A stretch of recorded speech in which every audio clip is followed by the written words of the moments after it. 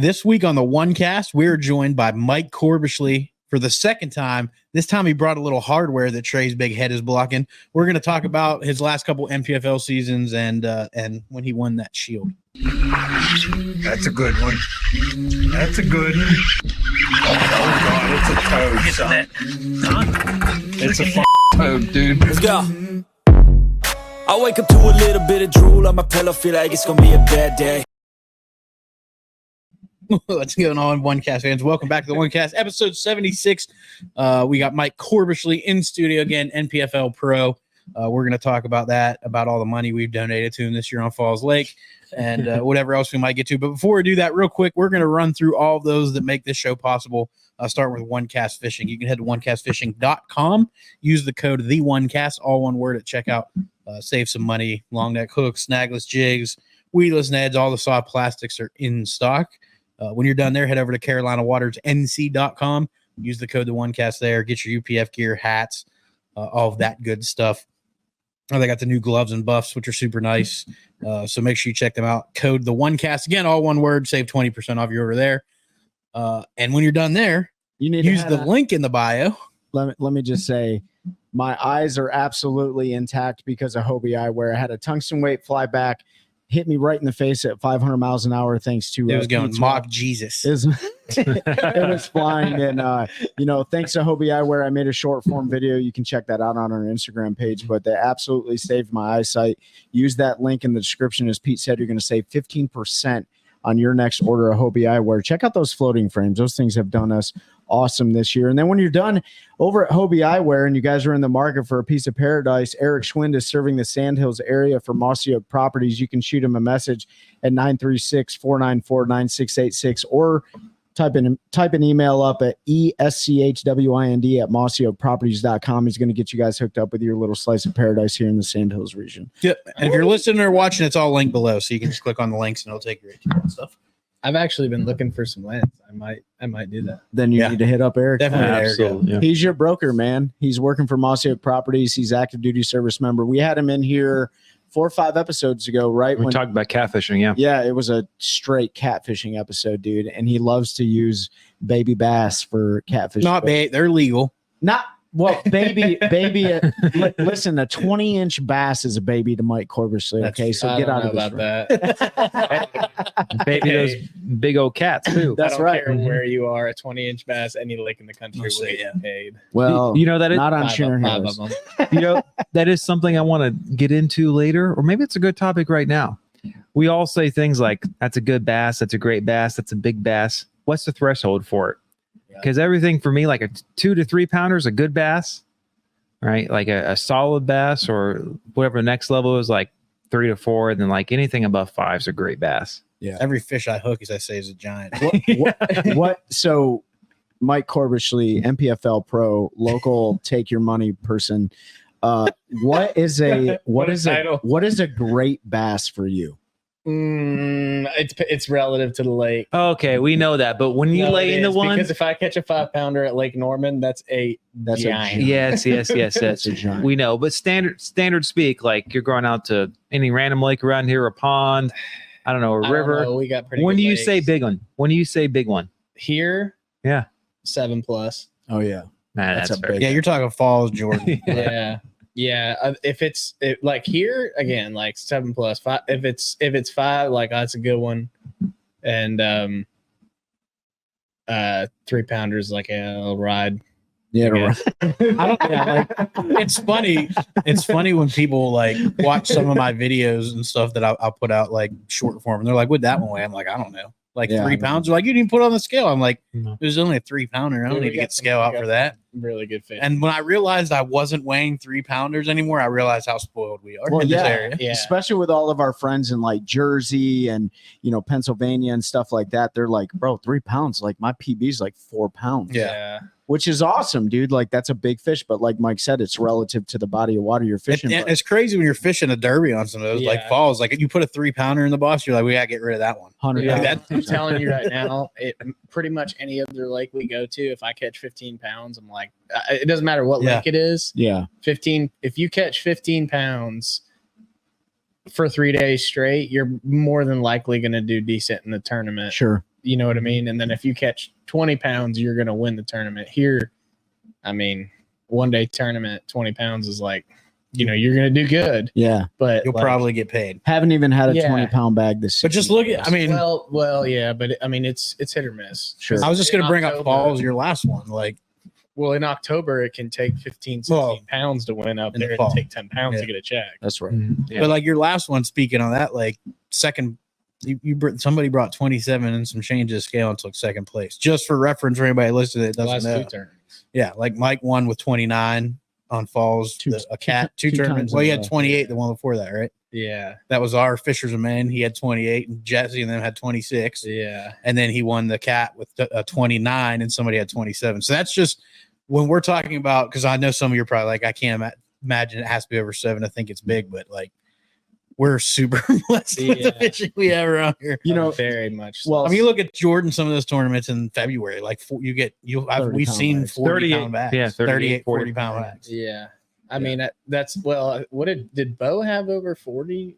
Bo and Brian? I won 2 years ago when the Yeah. classic was in. Because I think Bryce McClenny, I remember I talked to him after, and he had like 36 Yep. or 37 that day. It was like it was an insane bag. I And think he had like 36 and a half Yeah. pounds. And he And lost the was second. Now that's a rare occasion, Yeah. obviously. That was so when the classic was on Murray. Yeah. So when we were in Greenville for the expo, that was when he won Saturday with 40, I think 40 even. Yeah. And then Sunday he won with like 38 and a half. Yeah, that's insane. You know, that's That's nuts. That's nuts. you say that was a rare event, you know, and I'm thinking back this year to your tournament results and what's happened in the PBC this year.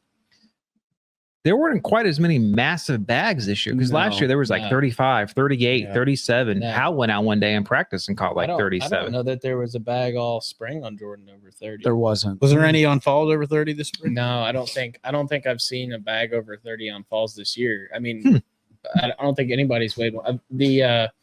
There's been those are the two biggest bags the past 2 weekends. I think that On have come out of falls. falls. I think I've seen there was a few. I mean, like a lot of the spring was like, you know, low 20s to win Yeah. for the most part, which is kind of off. Yeah. But Yeah. We were talking about that with Jordan specifically. We were like, it seems like it's on a bit of a downswing. I mean, we had 16 pounds in the spawn and we took 7th place.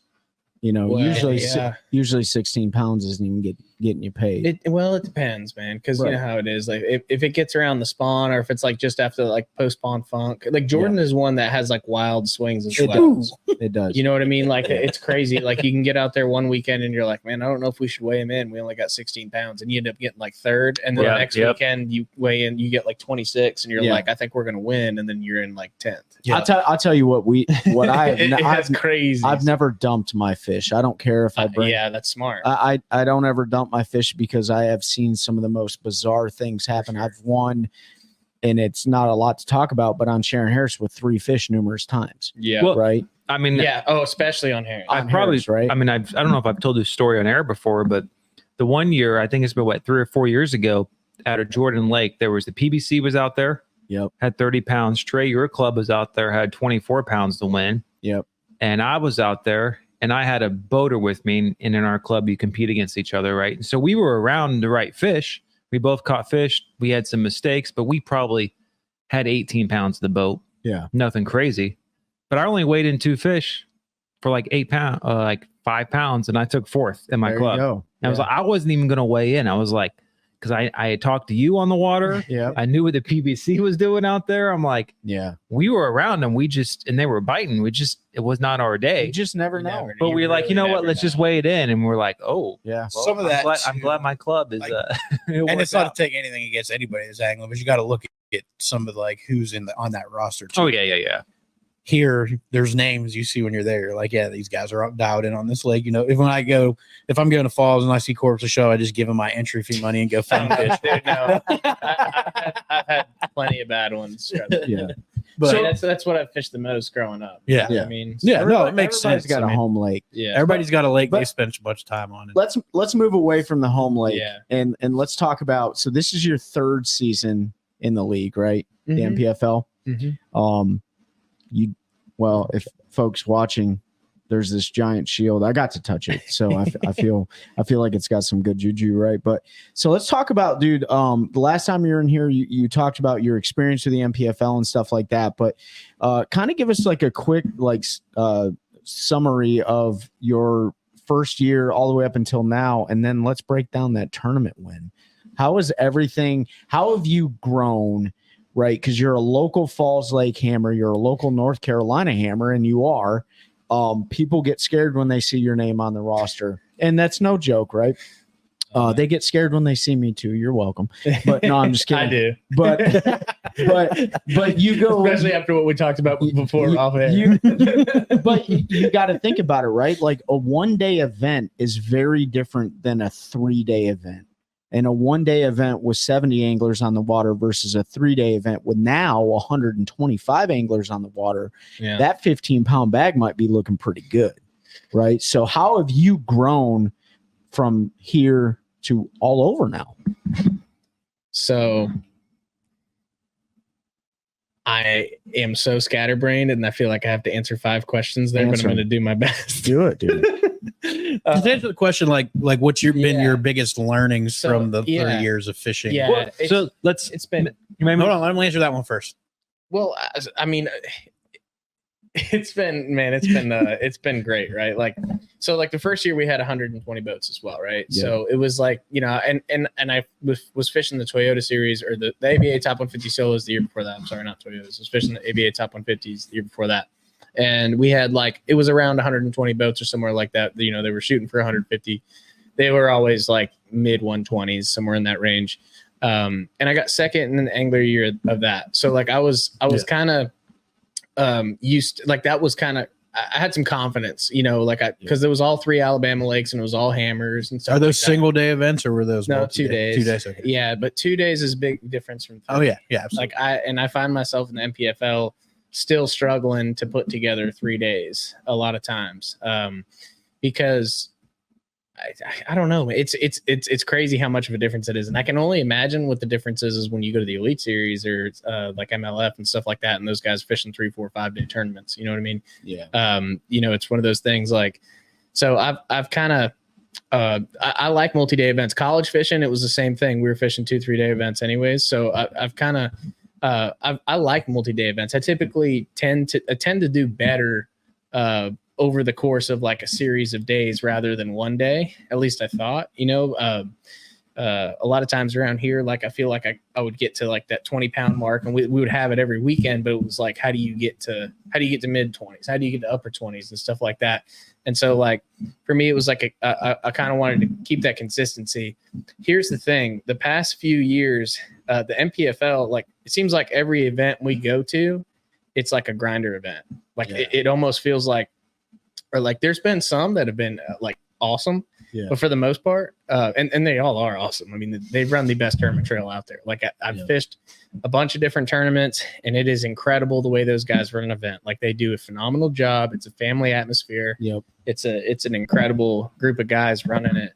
The ownership over there, and pretty much they've got volunteers. Everybody who helps out, like it is you've been to this stuff before, so it's awesome, man. And the reality of it is like, what I found is those tournaments are kind of like, it seems like we hit places at really tough times, and when you get a week straight of all those guys fishing the same areas over and over and over and over, by the time the end of the week rolls around, like it's amazing how much I got spinning rod on my deck. Yeah. You know what I mean? Like it's just changed so much. So I was going to ask, like, what's been the biggest adjustment you made? And it sounded like it might be the spinning rod, because when you were on here last year, and that was probably, it might've been episode 5. I don't remember. It was within our first 10 episodes. So you really talked about your first year on tour. Now you've got a whole nother season. Yeah. Or a quarter of the way through, I don't remember. Has it been 3 events so far? 2. Yeah. Well, we had the championship too. So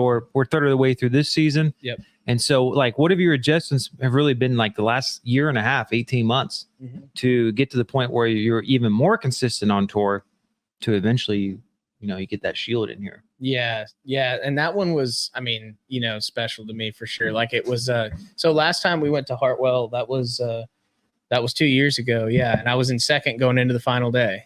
And again, it was like local pressure and a whole lot of excuses I could give you really hurt. But it was one of those things, again, that's like something that you have to get used to competing with. Like that's a variable that doesn't exist in other sports that does exist in ours. That's right. And it's one of those things that you kind of just have to learn and plan for. So like, you know, an example of that would be like, so what I did in like the Hartwell tournament, for example, you know, like Lanier kind of fished very similar to how Hartwell fished this year in a sense.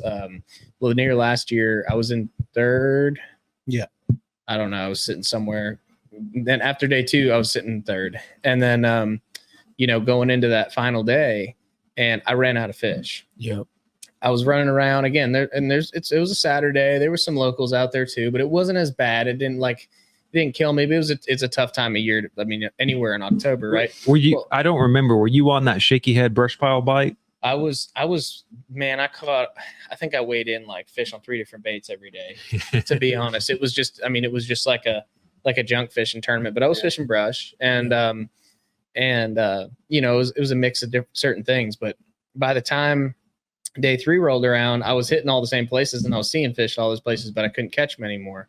And, you know, this time around, kind of what I did differently with Hartwell, I was like, you know, I mean, I had an okay bag day 1, sitting in like 13th.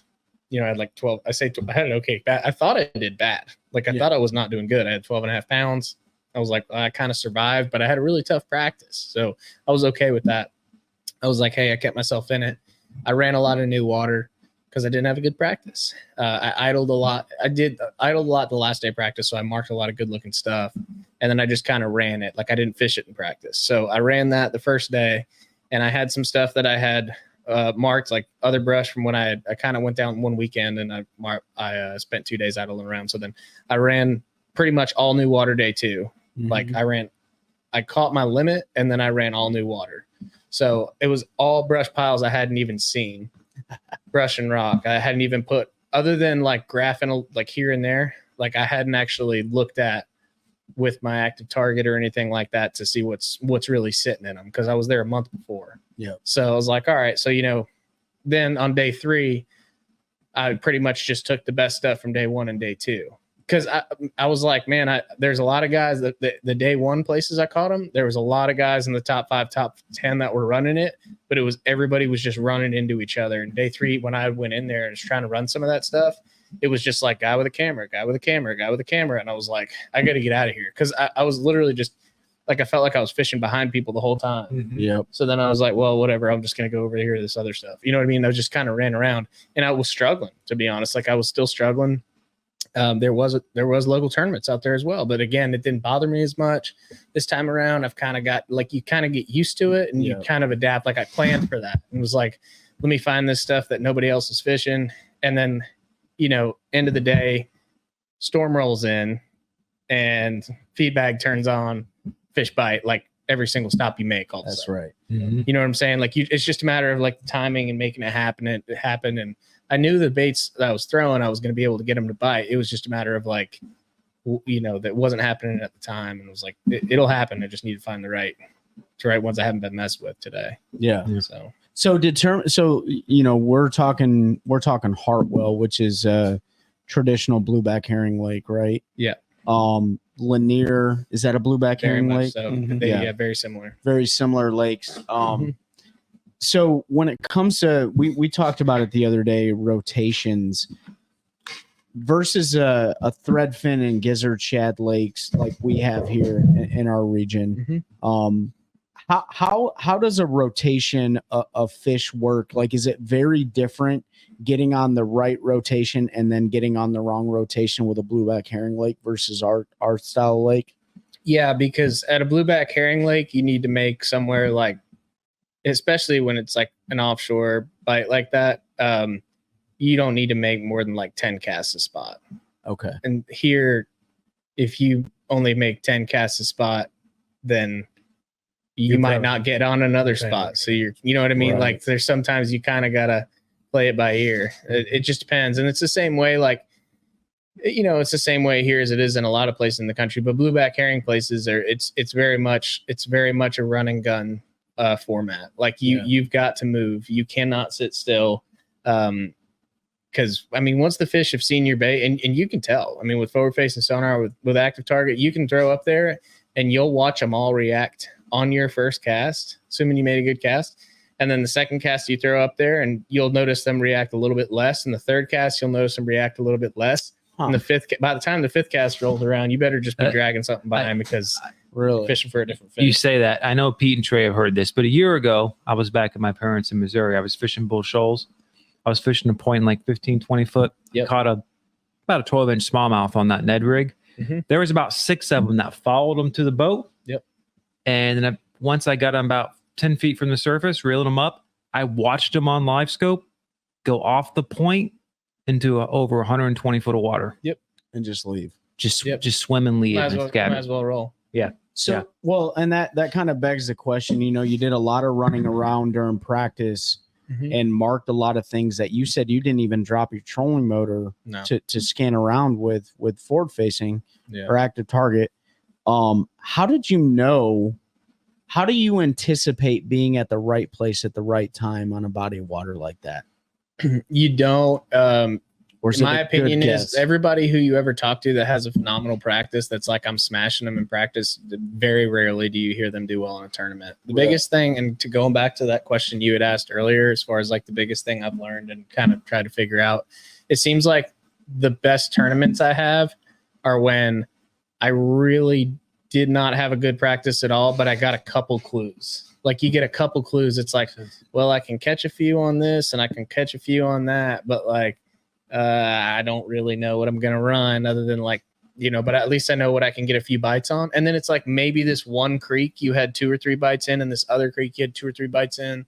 It's not like in practice, I'm like, you know, fishing very thoroughly in each area. Like you don't really want to do that because you're just showing more fish your bait and stuff like that anyways. And you'll notice that it feels like there's everywhere we go, there's a lot of dead water, pretty much everywhere. Like at pretty much on every single lake for the most part, there's a lot of dead water. So, and if you do find an area that you can get a bite pretty quick, that it doesn't take you much effort to get that bite.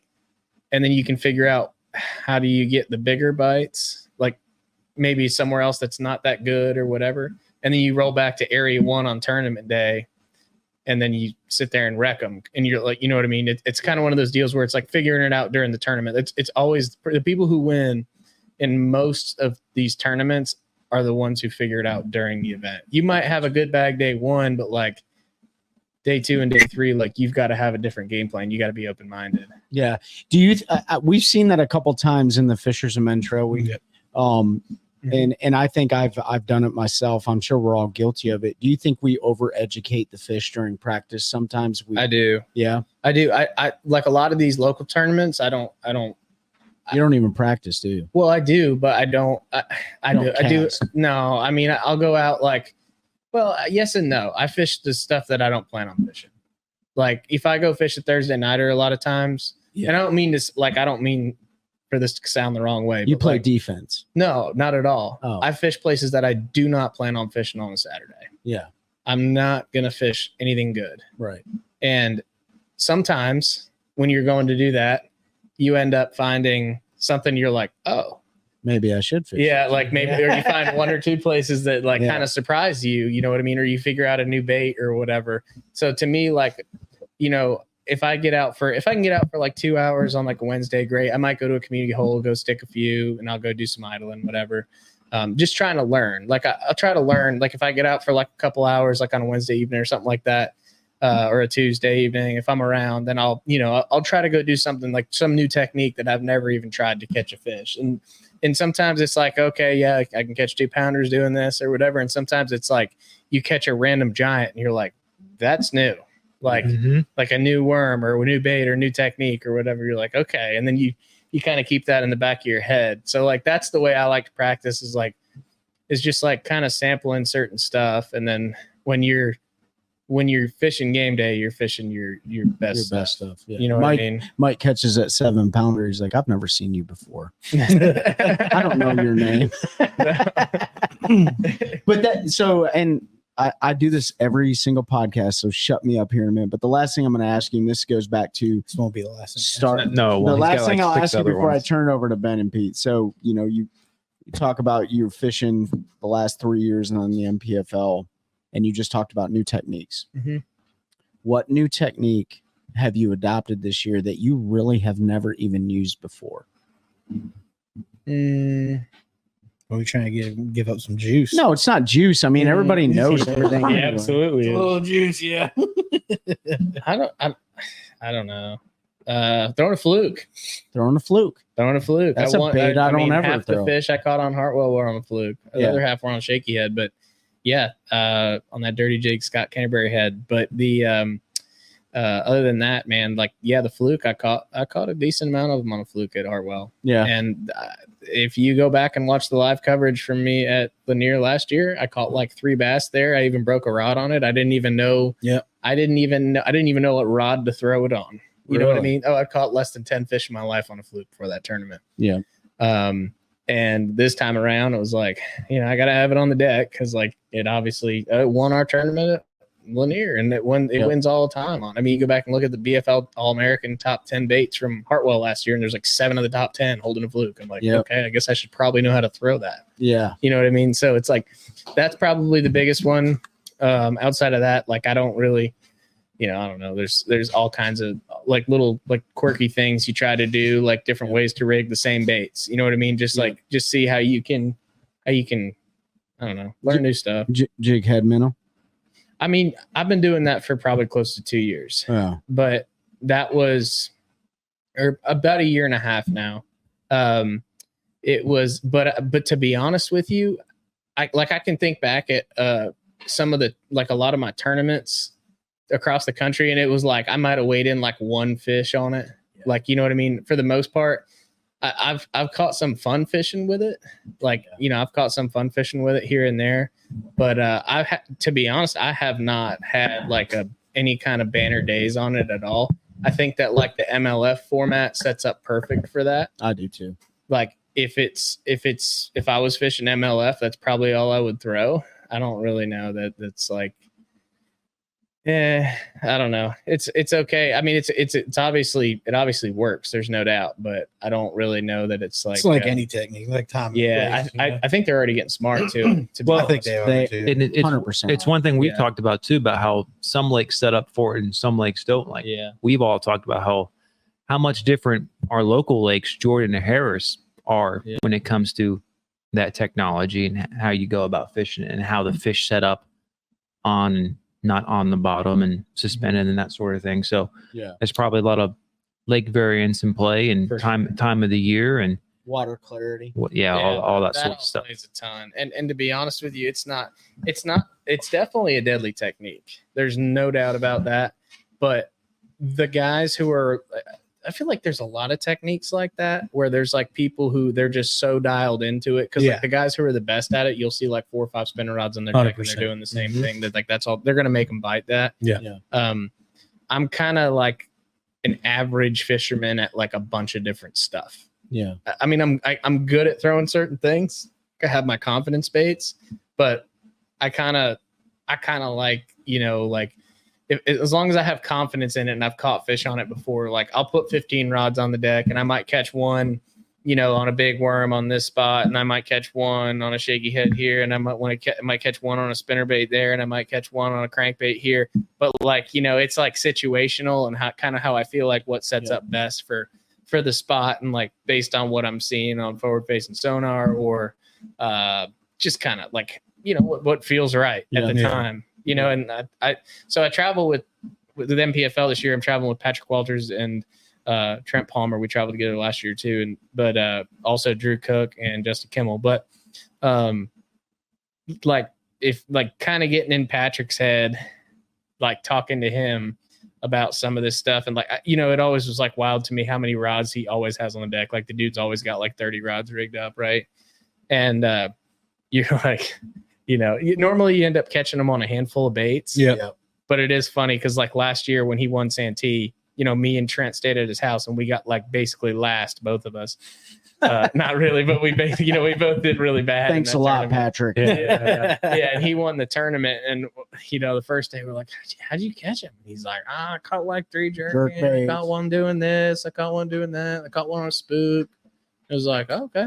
Next day he's like, I caught like 2 on a worm, like 1 on this, 1 on that. Like he tied on like a new color worm on a drop shot he'd never thrown because he wanted to try it. Like, I mean, Patrick's just he's on another level, but that's kind of how I feel like I've gotten to be, where you just kind of, it's situational. Thank you, sir. It's situational. Basically, there's right baits for certain conditions, and there are lakes where you better throw that jig head minnow. Yeah.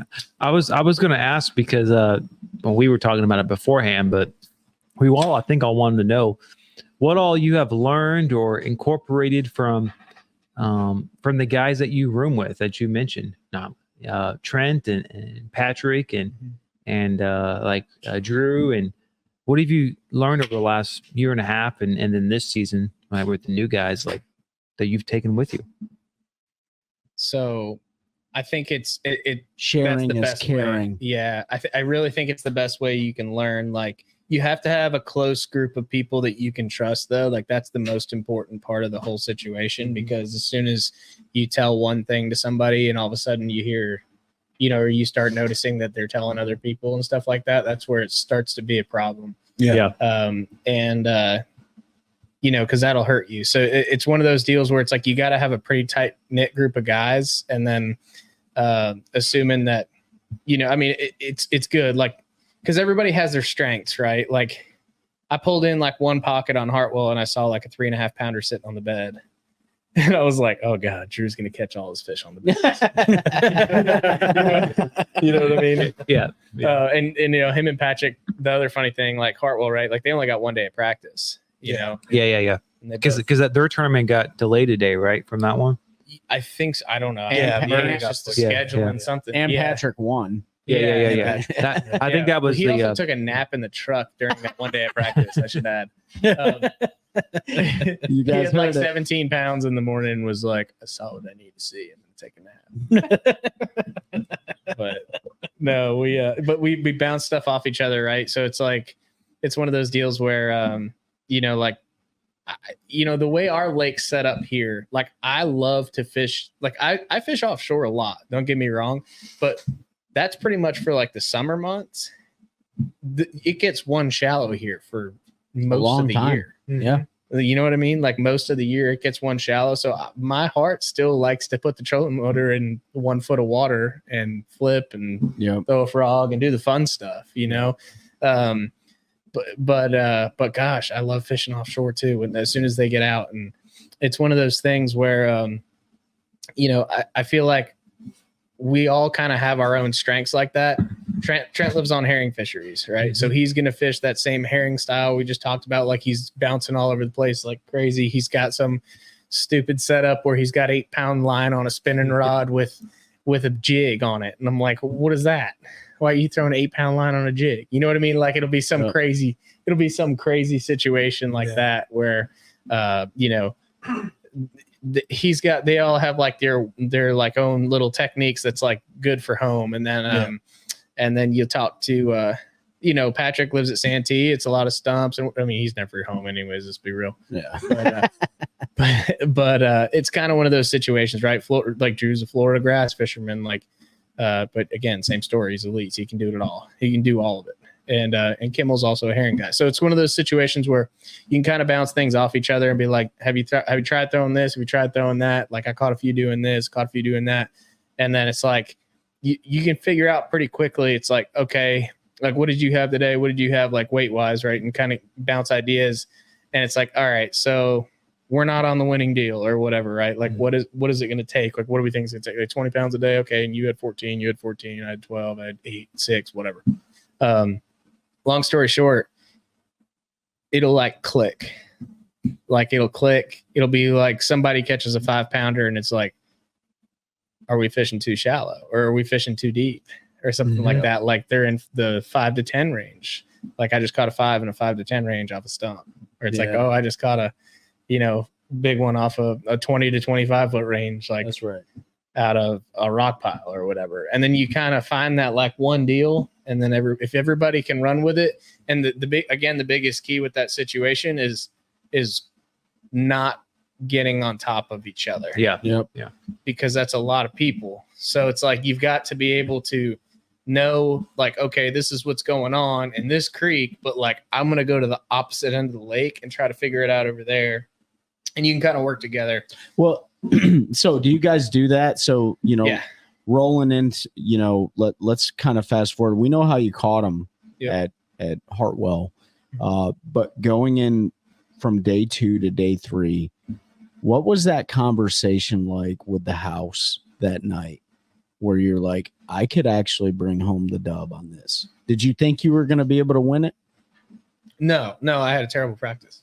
No, I know, but after day 2 After was day over. two, Oh, yeah. after day 2? Yeah. I was like a different person, man. Yeah. But it wasn't like last year. Like last year at You Follow, when I was leading day 1, I was I got so lucky. Like I have no idea if I'll catch another bass tomorrow. Yeah. You know what I mean? And I did taper off, and I finished in 14th.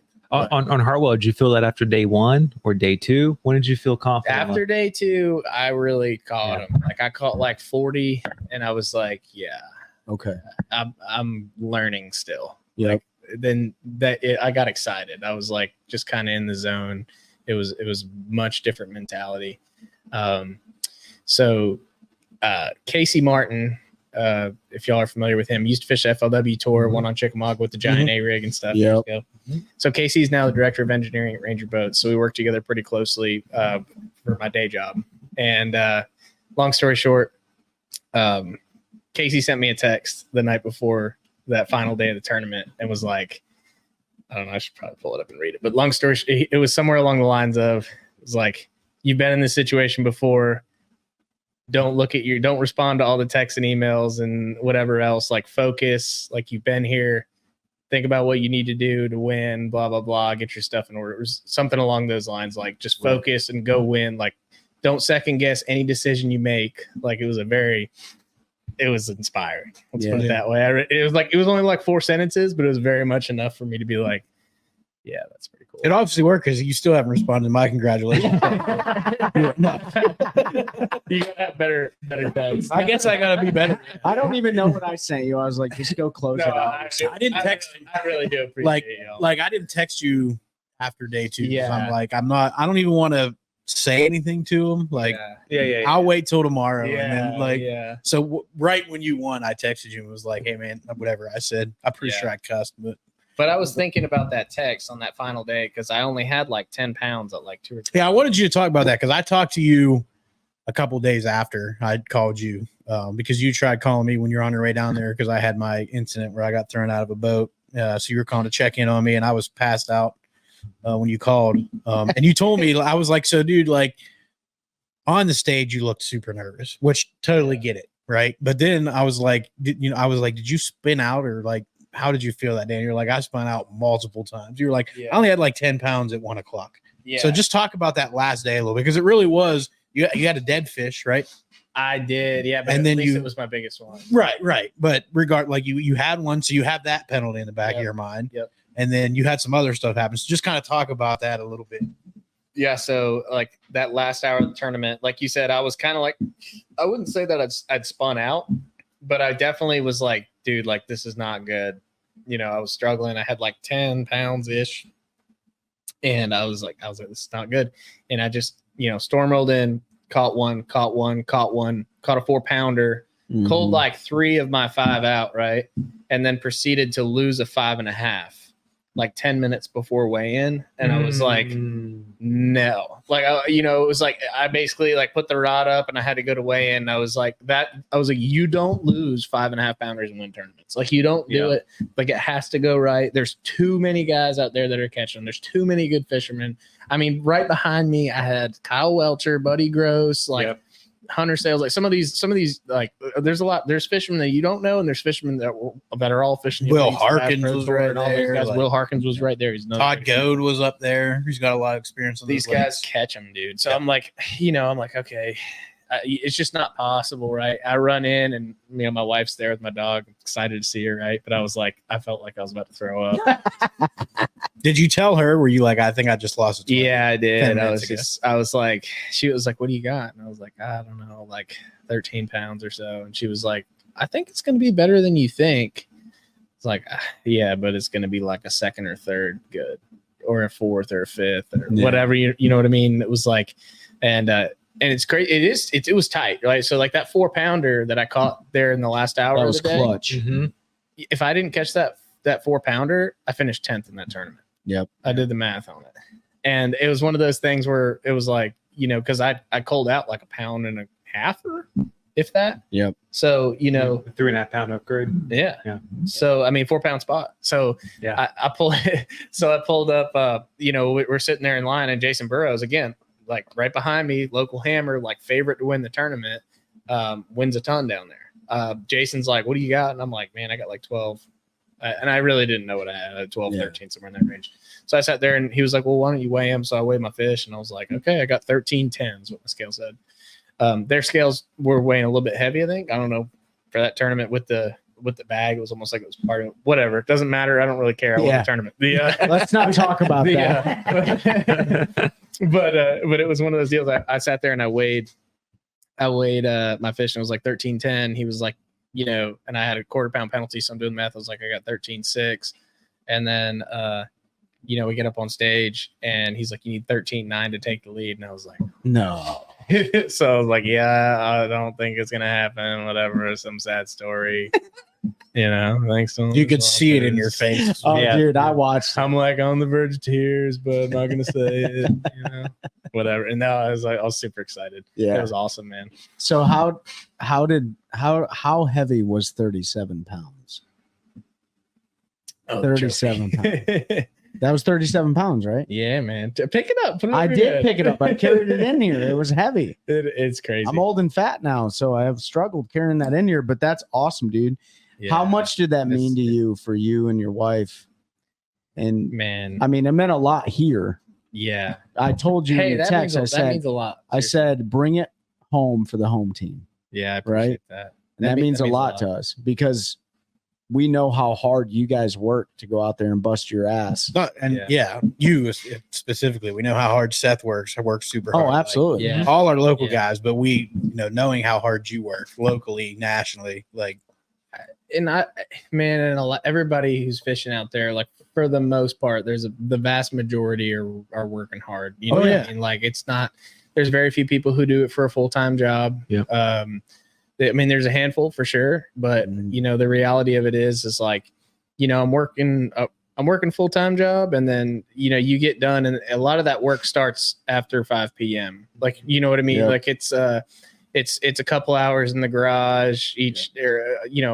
You've got to be. I have this like mindset of like, you should be doing, if you want to be like the best you can be at something, you should try to spend at least an hour or two a day. That you need to be doing at least an hour at a minimum. Like if you have, you're on vacation or whatever, like I don't care if you're sitting there watching a YouTube video or watching live coverage or whatever. Like you should be spending at least an hour a day on it. And that's like at the least. Mm-hmm. So if you're, if I've got some free time on a Saturday, like this past Saturday, and I'm not trying to act like I work harder than anybody else, because there's a lot of people that's the same way, but like last Saturday, like I didn't have a tournament or whatever. I really wanted to go to the lake, and time on the water is important, but I spent just all the time I could just working on my boat, organizing tackle, making sure my tackle's in the right spot, so that when we go to pick, like pulling all the shallow stuff out, putting all the ledge stuff in, making sure, like I got 3 giant boxes of crankbaits I wanted to organize. I'm changing treble hooks. Yeah.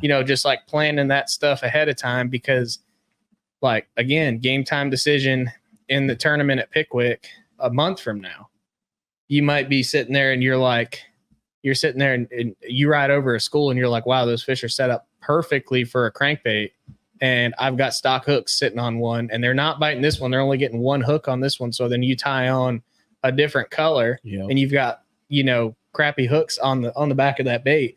Well, a month before, when you were sitting around, you could have been changing treble hooks. That's right. You know what I mean? Or you do it on the water and you lose Time. a minute, but a minute's a lot. That's right. That's A lot enough. happens. That's in a enough minute. for that 7-pounder that you have now. You get a Mhm. school fired up in 1 minute, you can catch 2 or 3 fish. That's right. Mhm. Yep. You know what I'm saying? So, Yeah, and I wasn't trying to take away from how hard anybody works, but I think that's that's the difference. Like a lot of folks, I think a lot of folks when they see professional, like that term gets thrown around. I think you are if you do it for part of your income.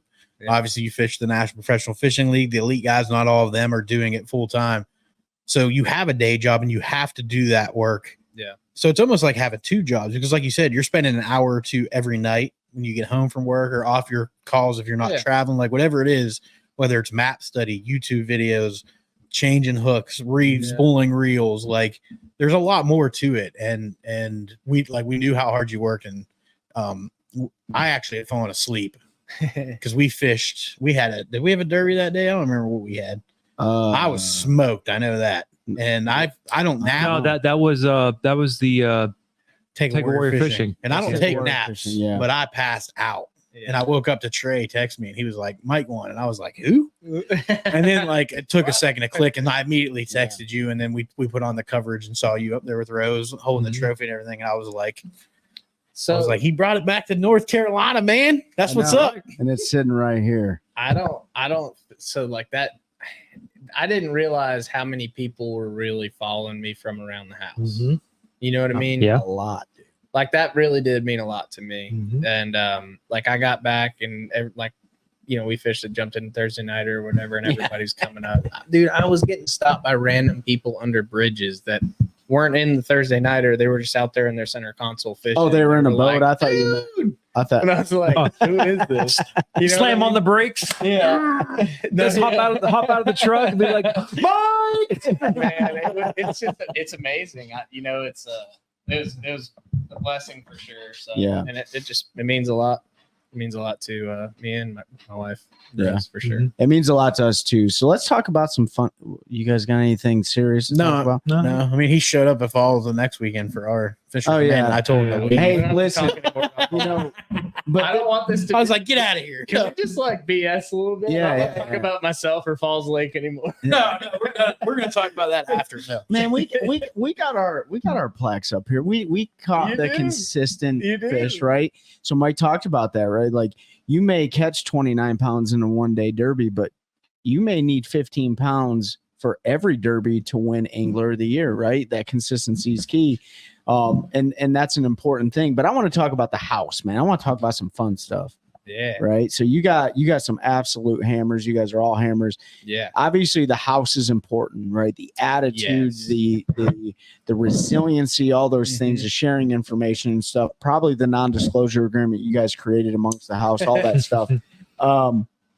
Who does all the cooking at the house? Oh my gosh. I'm gonna tell you right now, me and Trent and I don't know about Drew yet, but I can tell you me and Trent are pretty much out on that. Patrick is usually off the water at like 5 o'clock and he's like, Yeah. drinking a few beers and eating dinner. Okay. His mentality is like, saw what I need, like just try to, what was that? See, I don't know. see, we're getting robbed. Something fell in the garage. See what I need to see, and he's like, just trying to keep himself in a good mentality going into the tournament. Like Right. I'm usually daylight to dark, sometimes that's not always good. You just Yeah. spin your wheels more. You know what I mean? Yeah. Like there's definitely something to be said about that. But What's your go-to pre-tournament meal night before day one? I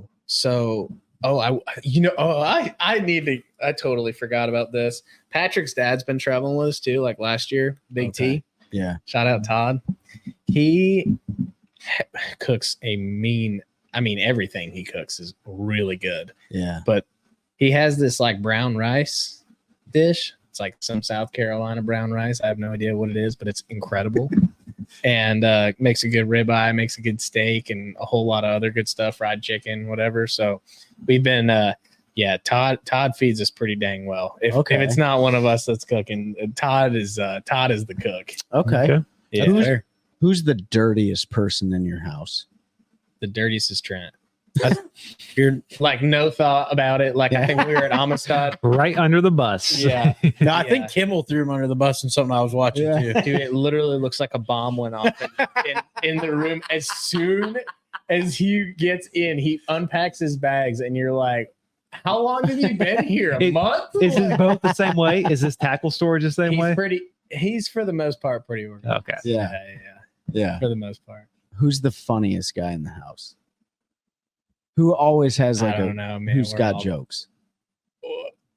I don't know. Who's got jokes? Who's got jokes? We all mess with each other a bunch. I will say this: Trent did put zip ties under my axles. Yes. At Hartwell. So again, they were off the water a little earlier than me. So I'm driving back, and I'm like, the best part is they're calling me. They're like, dude, we're going to dinner. Like, where you at? And I'm like, I just got off the water. Give me a break, right? So I'm like riding up the road, and it's like, you know? And I was like, what is that? And I stopped, and I like look, and I'm like, I don't really know. And I keep going, and I like make another lap around the truck. I'm like, dude. I was like, oh yeah, there's a zip tie.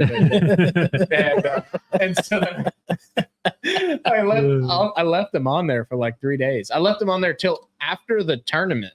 We were riding back on that last day, like that Sunday morning, me and Rose, and I was like, I gotta take these zip ties off my truck. And she was like, what do you mean? I was like, Trent put them on there 5 days ago. The plan was for him to take them off, but no, we all have a really good time, man. We all mess with each other. We all give each other a hard time. And, like last year, like, so when the first year, like I was traveling with Jeff Hodges and Jesse, and same story there. Like we had a blast, you know what I mean? Like it's fun just like hanging out with people and, spending time together and just getting to do like go to different places, but yeah, man, we've been having a ball. Like that's my The zip tie prank is classic. yeah, that is. But here's what you need to do. Yeah. Well, don't put it out there because then he'll know what it is. We'll have to tell him. Well, I know Trent's been on the I'll show do it before they before. listen to the podcast. Yeah, do it before they listen to the podcast. Put one of their vehicles for sale on Craigslist and put their phone number on it. And put it for a super No. low price. Put their boat for sale. or that. Right? Put their boat up there for a super low price. 5,000 Yeah, put their loaded ostrich Phoenix leather 21 seats. X. 10 grand. First 10,000 Dude, takes their it. phone will be Yeah. blowing up. I would They'll be probably call if I "Dude, saw my that. boat-" Wouldn't even be paying attention. Like, yeah, exactly. But that's cool though that you guys have a lot of good times, cut up, play Dude, some you pranks. got Have you played pranks on any of them yet? So I'm sure. Yeah. There's always, Yeah. well, I don't know. There's all kinds of stuff. I don't even know if I can say some of them on air. I mean, Trent yeah. had I guess he had somebody put together these little dick stickers. Yeah. Yeah, appendage stickers. Little Male appendage sticker, little pecker. little phallic symbol. Yeah, so I put that on his boat and stuff like that. You put on Trent's boat? Yeah, put that on his. How long did it take him to find it? Not that long, but just long enough to where it was really funny. Yeah. I mean, I slapped a They had OneCast the- sticker on Brad Fuller's Phoenix. Yeah, we put one of our Yeah, podcasts there you together. go. right on the There windshield. you go. mean. I had an autograph on the back of my boat on the wrap, and I was like, Yeah. it was like 3 weeks later, and I was like, who signed this? Like I couldn't even read the signature. You know what I mean? Sorry about that. It was Trent. yeah. It was Trent? It was also Trent. Yeah. Yeah. So it sounds like Trent's the prankster. We go back and forth a bunch, but there's all kinds of good stuff. I could probably, I probably need to, I'm not gonna write anything down, but I mean, Yeah. we've got Mm-hmm. I probably should remember some of this stuff. A lot of times it's just little jabs and good stuff though. We Yeah. have fun. That's There's no good, doubt. man. You got to have that because there's a lot of pressure and There's stress so and all of that. So being able to not just sit around and think about it and talk and joke and have just have fun with your buddies, Yeah, Yeah. absolutely. totally helps alleviate that stress and pressure that comes with that, Nope. especially if you're leading after day two. Nobody drinks IPAs, do they? We'll drink a few here every now and then, Yeah. but for the most, up in Saginaw Bay last year, they had those all day IPAs. Yeah. So Well, we got into those a little we're bit. known for that in Michigan. Like we love to make tree bark beer. Yeah. Tastes disgusting. You're not, but I you're get not it. in Michigan. For the most part, it's white Pepsis and But now that I've been into an IPA every now Yeah. and then. I hear if you're feeling froggy, no bananas in the boat, right? Nobody sneaks bananas in the boat. I don't have any superstitions. None. Ooh, No, Not a single no, one. no, a single letter. nah. No I think regrets. No regret. Not even one letter? do what? No No, regrets. No regrets. yeah. no regrets. No I- regrets. Not even a single letter. So as we're coming to an end here, we know you got a lot of work to do. We got that shield sitting behind us. We appreciate you leaving that with us for the next 45 days. You're moving on. You're moving on to a very different tournament. You're going to a TVA system, right? Yeah. Straight ledge. A very current driven type deal. I've never been there myself. I don't think any of these guys have either. What are your thoughts going into this next event? It's a traditional ledge. Like, yeah, you can say Yeah, it yeah, it's without breaking any rules. fishery. Traditional No, ledge yeah. type I ledge. mean, I can talk about it. I mean, Yeah. You just can't tell me about. No, I'm not. That's right. I was Never just letting them been know. there. Like, it's a no. I've never been. Can't tell you anything. I've 'Cause probably don't been know there anything. 6 or 7 times. Hey, ever been I think there, I've so- only been on one TVA lake, and it was in the winter, and it was like 37 feet low, and it sucked. Yeah, yeah, they do winter drawdowns. Yeah. Way down. Yeah, except like Chickamauga, like when it was in its heyday, like and the water was low, and Raji Brown was catching like 50-pound bags. That was Yeah. pretty cool. Yeah, that was cool. But other than that, yeah. Pickwick, yeah, man, I spent a lot of time on that lake. you? I have, yeah. I've probably spent more time idling on that lake than any other lake in the country. Maybe Falls. I was gonna say not. Yeah. but it's not by much. Because I mean, honestly, like on Pickwick, so I fished like five different college tournaments there, I think, and then fished a Toyota series there, and then I fished. I don't know, a couple other times, maybe one other time out there. Yeah. Long story short, and every time I've fished there's been for like a week. So, pretty much every time I've been there is for the most part been in the summertime when they're on the ledges, almost except for when we were there for our tournament there in March, which again, I didn't even count that. But yeah, long story short, I'd say I've got probably close to, I don't know, probably close to 300 idle hours on that lake. Wow. So, I mean, I've spent a lot of time looking, you know what I mean, over the years and whatever else. So I've got a good pulse on it. And, but things are changing, man. Yeah. Mm-hmm. It's a very different time of year. Yeah. I mean, things are changing and July's tough, and they've got 200 boat tournaments out there every single week. So, I mean, there is, they just had that college championship. They had the Humminbird had their deal out Owners there. tournament. Yeah. The graphs are no good. No, long story short, I like it, man. I'm excited for that one. Yeah. I'm excited. That was the one I had circled on my calendar. Let's put it that way. Is there anybody in the house that's just like not looking forward to that, you think? Maybe Kimmel, but at the same time, like, man, I've been there a bunch, but like Patrick has too, and so has Trent, because we all fished at the same time in college. Sure. You know what I mean? Like we fished against her and each other, and I think there's a decent amount of guys that we fished against in college that are fishing the NPFL, or a couple of guys. And so, I mean, I think there's really not a whole lot of secrets on that lake anymore. Right. You know, so I think it'll be interesting. It'll be a tough one. Like there'll be some conflict for sure. Think there's going to be rub rail to rub rail on that Oh one? yeah. Ledge fishing, yeah. I Find think those juice spots. It'll be a lot of that. Is there It'll be a lot of eelgrass down there too?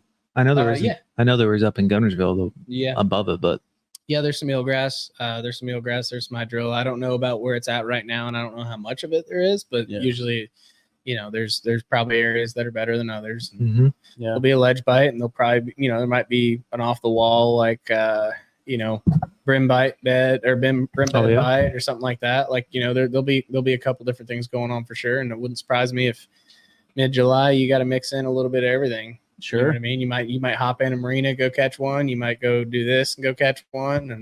And the one thing so we're not allowed to fish Bay Springs. They cut that out, which is like a place you can run up a canal and go to. And then same thing with they won't allow you to lock to Wilson or Wheeler. They're right there below Pickwick. So we're it's going to be crowded.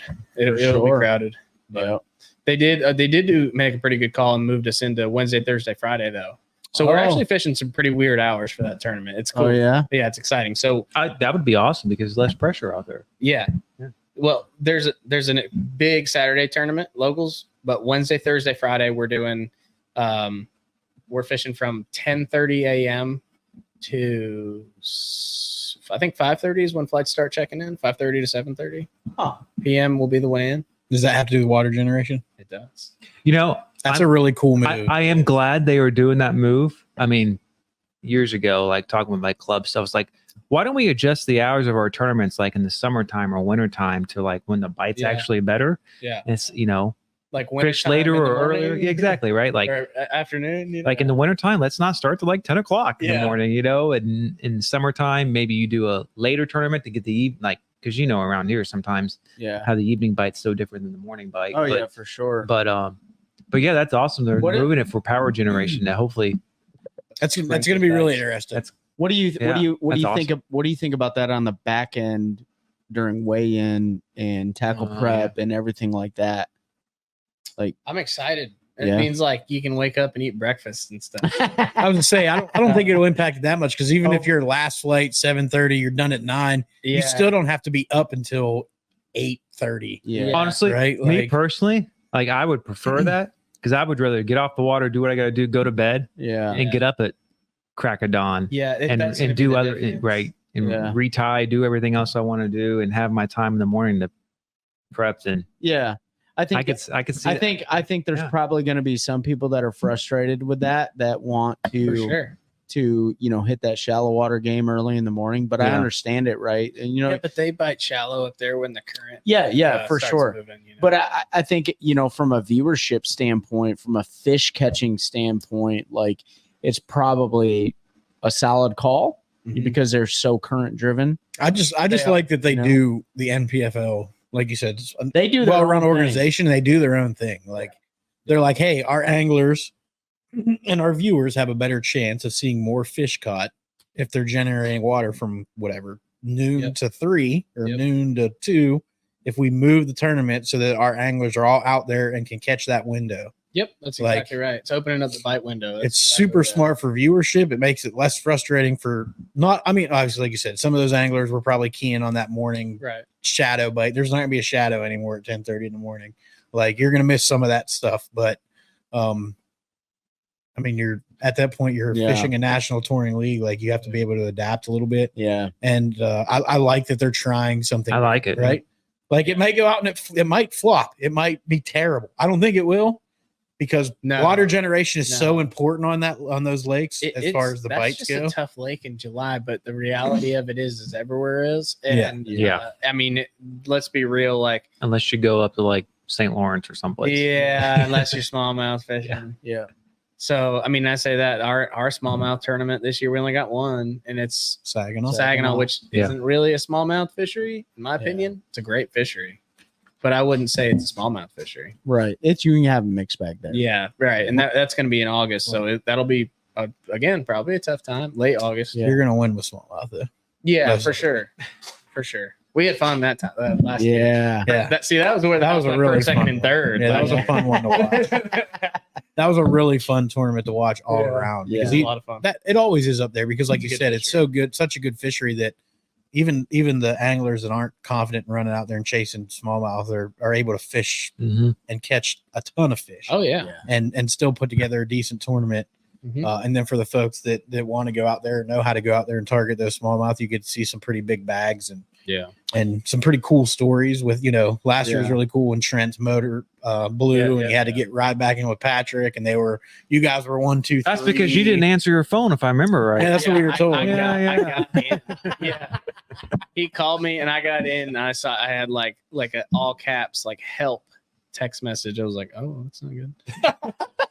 Sucks to suck. I called him and was like, what's up? And he's like, Patrick's got me. It's all good. So I'd like to credit his win a little bit to me. Having Patrick don't know. That's right. I'd like to credit the reason he put zip ties around your drive shaft too.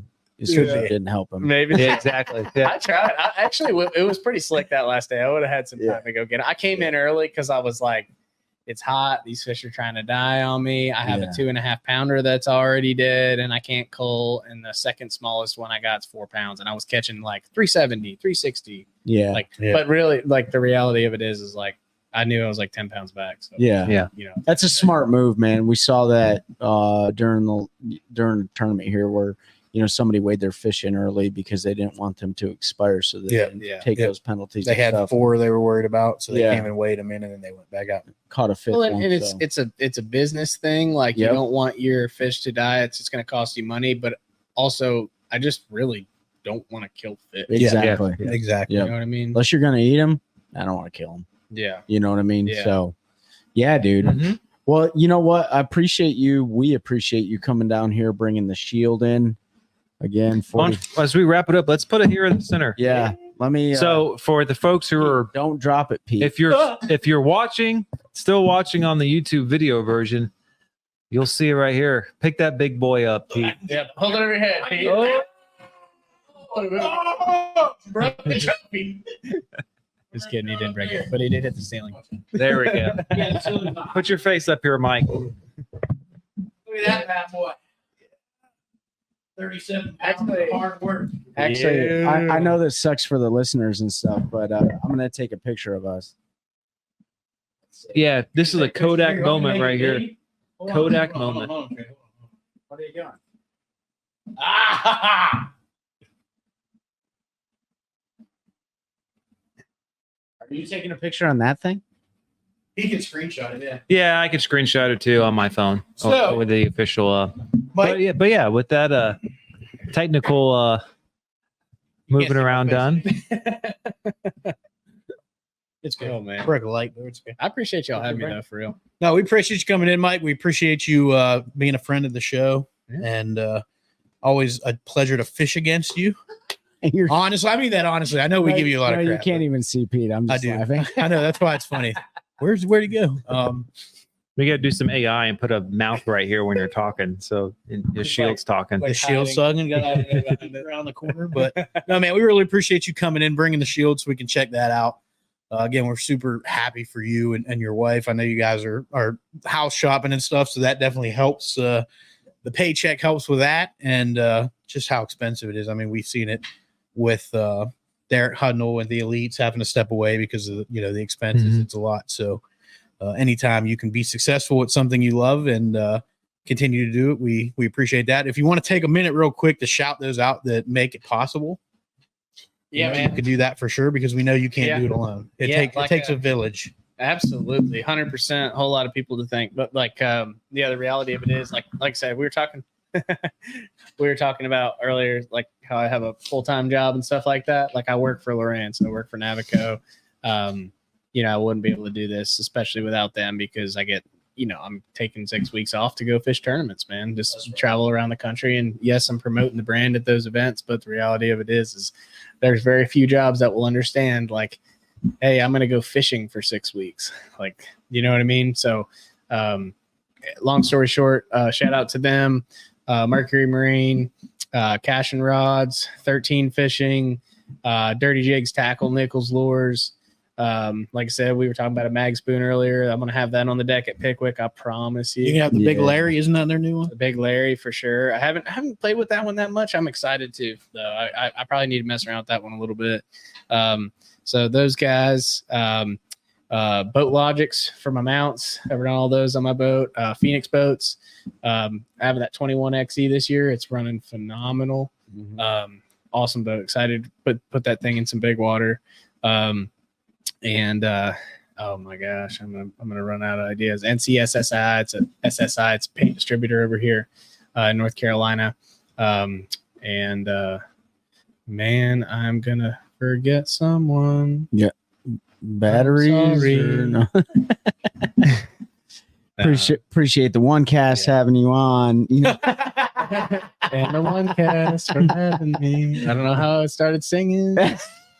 Here we are. We know you've been super wrapped up with a lot of shows. Yeah. We wanted to give you that time. You were on Low Budget Live. You were on Fishing Georgia, right? All those. And you've been a great friend, like Pete said. So we can't wait to continue fishing against you. on your home body. We're learning a lot from you too, and that's the coolest thing about you bringing this win back to North Carolina too. Is like we're all about education, information. We're all about ensuring that we keep helping these young anglers grow, these older anglers grow. And you just sharing, you're not sharing all the juice, which we're never going to share all the juice, but it really helps people understand and put things into context from a tournament perspective, right? So we appreciate that. Yeah. Ben, you got anything before we end the show? Pete, you got anything? Nope, I'm good. Got any closing comments? Victaulic and Bahia. Those are the other two I forgot. There you go. See, that's it. As I was talking, he was stimulating. All right, who else do I need to thank? Mike Corbishley, National Professional Fishing League, Lake Hartwell champion. We wish you the best of luck at Lake Pickwick or Pickwick Lake. I don't know how you say it. And the rest of your 2024 season. We look forward to you coming back on the show and helping us continue to grow a culture of anglers helping anglers, one cast at a time. That's a good one. That's a good one. Oh God, it's a toad, son. It's a toad, dude. Let's go. I wake up to a little bit of drool on my pillow, feel like it's gonna be a bad day.